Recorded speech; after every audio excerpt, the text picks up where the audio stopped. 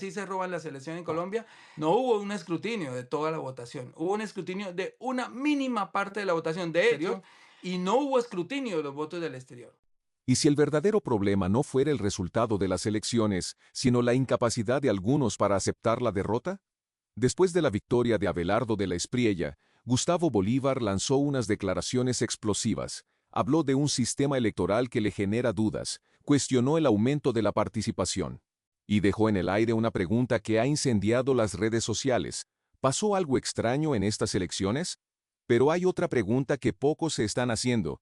¿Estamos ante denuncias con pruebas o ante la reacción de un sector político que simplemente no esperaba perder? Porque cuando un resultado no nos gusta, poner en duda la voluntad de millones de votantes puede ser tan peligroso como cualquier irregularidad electoral. Hoy vamos a analizar, punto por punto, las declaraciones de Gustavo Bolívar, las contradicciones de su discurso y por qué la victoria de Abelardo podría explicarse por algo mucho más simple. Millones de colombianos decidieron votar por un cambio de rumbo. Quédate hasta el final porque algunas de las afirmaciones que escucharás podrían abrir uno de los debates más importantes sobre la democracia colombiana en los últimos años. Pero antes de empezar, suscríbete y activa la campanita. Pues después de la tusa, porque hay que reconocer cuando se tiene tusa, sobre todo cuando se hacen bien las cosas, la primera reflexión, y es un reclamo que hay para mucha gente, es considerar que perdimos las elecciones. Ahora sí, ya. Bueno, vamos a hacer un recuento de lo que pasó desde la primera vuelta. Tuvimos una primera vuelta realmente sorpresiva en la que pues nos ganó Abelardo de la Espriella a todos, incluido al uribismo. Em, un resultado que de verdad nadie esperaba, creo que ni ellos mismos. Y eso hizo que nos retrasáramos un poco en el inicio de la segunda vuelta. Sin embargo, al terminar esa primera vuelta, nosotros nos pusimos una meta difícil, muy difícil, de conseguir 3 millones de votos más para llegar a 25, a 12,6 millones de votos. Recuerden que nuestra primera vuelta fue 9,687,000 votos. Dijimos, con 3 millones de votos más ganamos la presidencia. ¿Por qué? Porque en ese momento, y aquí les voy a dar el primer dato muy importante para que ustedes se den cuenta que hay cosas sospechosas. Quiero empezar con algo muy claro.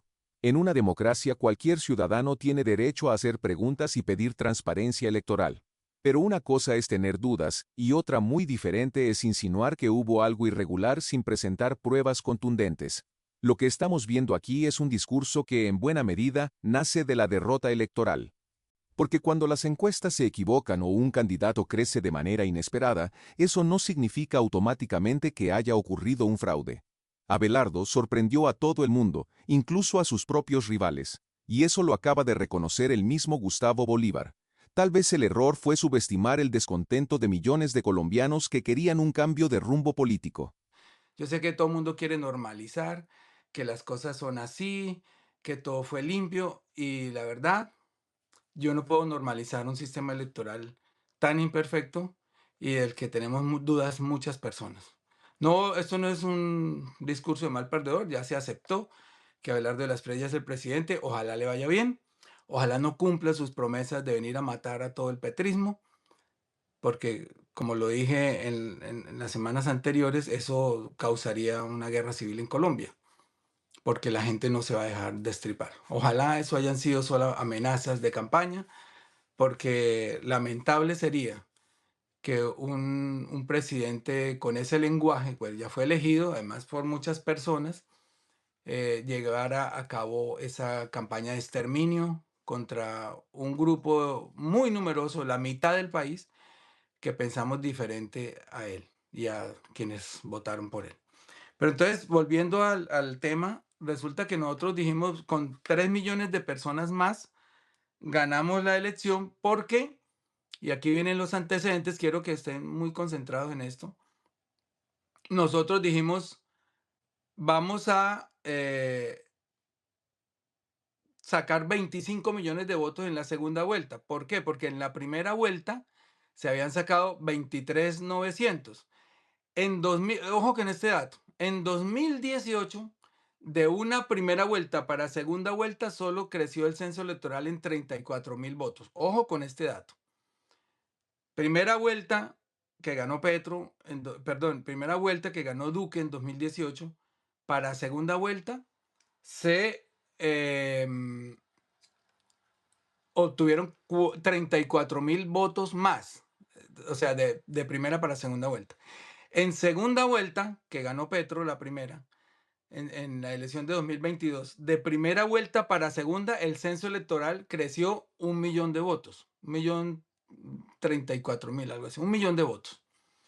Nosotros pensamos que en esta primera vuelta, como se había llegado a un tope máximo de elección, digamos, se había batido un récord de participación ciudadana, porque votaron el 58% de los ciudadanos, ya no había mucho techo para dónde crecer y que estas elecciones iban a sumar 1.000.000 de votos más máximo para la segunda vuelta, es decir, llegaríamos a 25 millones de votantes. Con 25 millones de votantes, la mitad eran 12.5, y para ganar se necesitaban 12.600 mínimo. Pues eso sacamos, amigos y amigas, eso sacamos, 12.600.000 votos. ¿Y qué pasó? Que la otra campaña sacó 12.900 y pico. Pero aquí viene la primera sospecha. El censo electoral de primera para segunda vuelta, a pesar de que habíamos tocado un techo altísimo, subió en 2.400.000 personas. 2.400.000 personas. Nadie, ningún analista tendría esta cifra en su cabeza, sabiendo que en la primera vuelta se llegó al 58% de participación, y uno máximo creería que hubiéramos podido subir al 59 o al 60. Se subió al 63 y pico. ¿De dónde salen 2.400.000 votos más? No sabemos. Esta es una de las afirmaciones más repetidas por quienes no aceptan el resultado electoral. Pero la pregunta también puede responderse de una manera muy simple. Salieron de millones de colombianos que decidieron participar. En las elecciones más polarizadas de la historia reciente, es completamente posible que aumente la participación. De hecho, la política se volvió una conversación diaria en los hogares, en las redes sociales y en los lugares de trabajo. La gente sintió que esta elección era importante y salió a votar. Que algo sea inesperado no lo convierte en sospechoso. Si cada vez que un resultado nos sorprende vamos a hablar de fraude, entonces ninguna democracia podría funcionar. Y entonces decimos, vamos al escrutinio. Y el escrutinio, que todo el mundo pensaba que era contar todos los votos, pero resultó que no era así. El escrutinio se limita a abrir las urnas que los jueces autorizan después de una reclamación. O sea que nosotros hicimos 58.000 reclamaciones y solo se abrió menos del 10% de esa cifra de las urnas. No se abrieron ni siquiera el 5% de las urnas. O sea, todos los votos están allá sin contar. Obviamente hubiera sido hubiéramos podido reclamar todas las mesas con suficientes abogados, pero se presentaron ciudades donde no teníamos abogados, en otras no los dejaban entrar a tiempo, pasaron mil cosas, pero no se coman el cuento de que el escrutinio fue que contaron voto a voto y que la diferencia entre el preconteo y el escrutinio es nula, que es muy poquita, dicen los periodistas. No, no hubo un escrutinio de toda la votación, hubo un escrutinio de una mínima parte de la votación. De hecho, hablar de las Priellas nos saca ventaja en el exterior, nos saca cerca de 170.000 votos en el exterior, y no hubo escrutinio de los votos del exterior. Aquí hay algo muy delicado. Cuestionar el sistema electoral es una responsabilidad enorme, porque cuando un líder político pone en duda la legitimidad de unas elecciones, debe hacerlo con pruebas verificables y no solamente con sospechas. Si existieron irregularidades, existen mecanismos legales para denunciarlas. Existen tribunales, existen organismos de control, existen recursos jurídicos, pero lanzar dudas generales sobre todo el proceso sin presentar evidencia concluyente puede terminar generando algo mucho más peligroso, que millones de personas pierdan la confianza en la democracia. Pedimos y se solicitó, incluso hubo hasta una tutela para que trajeran los votos del exterior de los consulados y se contaran aquí. No se accedió a esa petición. O sea, los votos del exterior no sabemos cuántos fueron. Bueno. Entonces, pues bueno, aceptado el resultado con todas estas sombras encima, porque yo me niego a normalizar que en Colombia exista un sistema electoral confiable. Y me he cansado de repetir, escribí un libro hace 20, va para 30 años, 28 años, que se llama Así se roban las elecciones en Colombia, y es el mismo sistema electoral de hace 28 años cuando denuncié la llegada de más de 10 congresistas comprando votos a los registradores locales. Eso existe. El fraude existe. No es verdad que tengamos el mejor sistema electoral del mundo. La registraduría se gastó miles de millones, esa campaña, para convencer a los colombianos de que esto es transparente, que quien reclama es una patria, que quien reclama es un loquito, le dicen a Petro que está loco, que no reconoce, que es mal perdedor. No. Y les tengo la peor noticia. Si estando fuera del gobierno fueron capaces, imagínenlos dentro. Ya yo sí me despido de cualquier posibilidad de que el progresismo regrese al poder en mucho tiempo, mucho tiempo. Tienen todo, tienen todos los poderes amasados en su poder, porque es el establecimiento el que cerró filas. Esta afirmación me parece especialmente llamativa, porque durante meses se nos dijo que Abelardo no tenía posibilidades, que era un candidato imposible, que no tenía maquinaria, que no tenía opción de ganar. Pero cuando gana, entonces resulta que era el candidato del establecimiento. Las dos cosas no pueden ser ciertas al mismo tiempo. Quizá la explicación más sencilla sea otra, que una parte importante del país se sintió identificada con su discurso sobre seguridad, libertad y cambio de rumbo. Y en democracia, cuando millones de personas votan por una opción política, la primera reacción no debería ser desconfiar de los ciudadanos, sino intentar entender por qué votaron de esa manera. Para llevar a uno de los suyos a la presidencia. No resistían 4 años más por fuera de los negocios del Estado, no resistían 4 años más por fuera de los negociados que se hacen con las telecomunicaciones, con el petróleo, con el gas, con las EPS. Las EPS, por ejemplo, ya están alistando el bolsillo nuevamente porque una de las promesas de campaña del señor es que les va a inyectar 10 billones de pesos. Y ustedes saben que las CPS no tienen control, no se les exige un control sobre el dinero que manejan y por eso se han robado entre 25 y 30 billones en los últimos años que se les ha demostrado.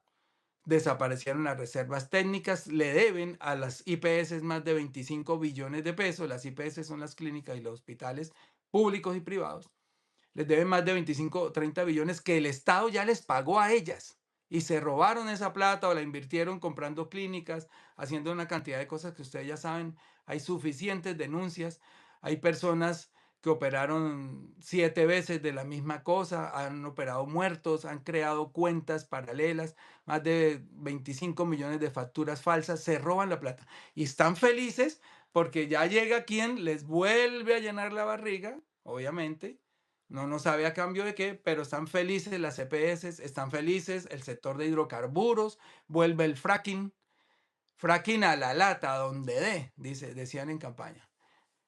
Y ya veremos en un tiempo, compañeros, amigas, amigos, cuando tengamos que escoger entre el pan y el oro, el agua y el petróleo, a ver cuáles de esas cuatro cosas se pueden comer y tomar. Y ese es el negro legado que le vamos a dejar a las futuras generaciones, porque nosotros alcanzamos todavía sobrevivir con lo que hay. Pero las futuras generaciones, cuando se empiece a hacer el fracking, cuando se empiece a sacar oro hasta en los páramos, porque esta gente es brutalmente agresiva para los negocios. No les va a importar llevarse por los cachos nada, ni el agua, ni la naturaleza, ni los niños, ni los animales, etcétera, nada. Y vienen los negocios. Y yo quiero que hagamos un corte de cuentas de lo que entregamos, cómo entregamos el país, para que en 4 años la gente sepa cómo lo devuelven, si es que lo devuelven. Porque yo tengo la tesis que se van a asegurar de, de no escatimar un solo detalle para no entregar el poder. Y no les haga raro que ellos sí revivan la reelección. Porque claro, cuando era Petro, Petro se quiere reelegir, Petro no va a entregar el poder, Petro es un dictador, Petro es un otro Maduro, Petro se va a quedar 20 años y miren la bofetada que reciben. Petro entrega su poder el 7 de agosto sin traumatismo. Obviamente no es pendejo para dejarse meter los dedos a la boca y no denunciar pues las cosas que conoce. Por ejemplo, que hayan aumentado el censo electoral 2 días antes de la primera vuelta en 860.000 cédulas. ¿Serán esas las que engrosaron estos 2 millones de 2.400.000 votos de más que aparecieron de una vuelta para otra? Uno no sabe, nunca lo sabremos. No se abrieron las urnas, no hubo escrutinio. El escrutinio que nosotros creíamos que era contar los votos uno a uno no pasó. Simplemente las reclamaciones que aceptaron ciertos jueces y eso fueron muy poquitas. Y del exterior, nada, ni una mesa se pudo abrir.